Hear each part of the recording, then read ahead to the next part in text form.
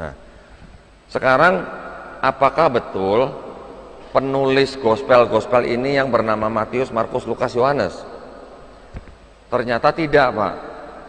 Ternyata yang menulis gospel ini adalah orang-orang yang dipercaya berpendidikan tinggi, berada di wilayah yang bukan wilayah aslinya Yesus, dan bukan saksi mata. Gitu. Siapa kira-kira orang-orang ini? Orang-orang ini tidak menulis atau tidak mengaku saya bernama Matius menulis gospel ini untuk jemaat di mana gitu, enggak. Semua gospel yang 4 tadi itu namanya anonim atau tidak ada nama gitu. Ya. Nah terus kemudian nama-nama itu dari siapa? Nama-nama Matius, Markus, Lukas, Yohanes. Nama-nama itu diberikan oleh bapak-bapak gereja awal di abad kedua. Yang pertama oleh Santo Papias di tahun 135 Masehi.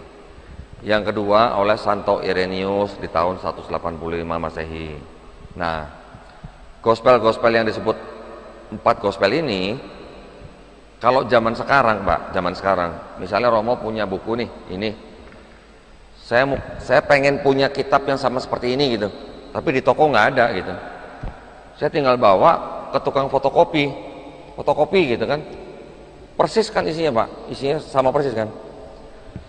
Tapi kalau zaman dulu orang bisa sampai punya kitab atau buku gitu, mereka kan menulis tangan, Pak.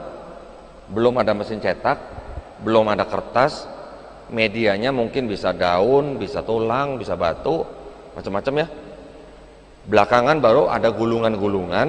Nah, baru kalau ada orang yang kepengen punya sama seperti yang punya saya, apa yang dilakukan? Menyalin, Pak. Mereka akan menyalin ulang kitab yang punya ini misalnya, ditulis dengan tulisan tangan. Zaman dulu belum ada bolpen, zaman dulu belum ada listrik, masih pakai lilin. Zaman dulu masih masih jauh lah dengan sekarang. Kira-kira, Pak, kalau manusia menyalin kitab yang tulisannya banyak dalam bentuk tulisan, ya Pak ya, kira-kira Pak, kemungkinan salahnya berapa persen, Pak, kira-kira? Pasti ada salah. Pasti ada salah. Nah, yang terjadi adalah misalnya nih Pak ya, misalnya ini asli nih Pak ya, disalin jadi ini misalnya Pak, kemudian dari ini disalin lagi jadi ini gitu misalnya, disalin lagi jadi buku yang lain gitu. Itu yang terjadi dengan 4 gospel ini.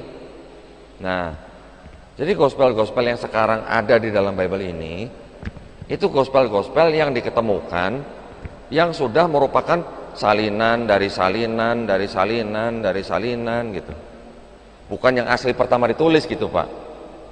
Karena dia berupa salinan dari salinan, otomatis telah terjadi kesalahan gitu. Nah, kesalahan ini bisa disengaja, bisa juga tidak disengaja. Ada yang mungkin karena ngantuk salah nulis, ada juga yang karena dia punya pemikiran atau penafsiran sendiri dirubah gitu. Itu yang terjadi Pak.